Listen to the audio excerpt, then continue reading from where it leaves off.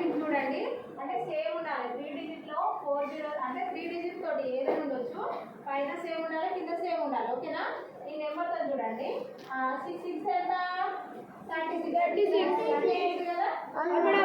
చూడండి 4 4 ఎంత 16 4 4 16 కదా మరి ఇట్లా ఇప్పుడు ఇట్లా రావాలి 4 6 ఎంత అంటే 24 ప్లేస్ మళ్ళీ ఇక్కడ ఉంది కదా మేడం 4 ఎంత అంటే 24 ప్లస్ 24 ఎంత 48 ఈజీ ఉందా ఈజీ నేను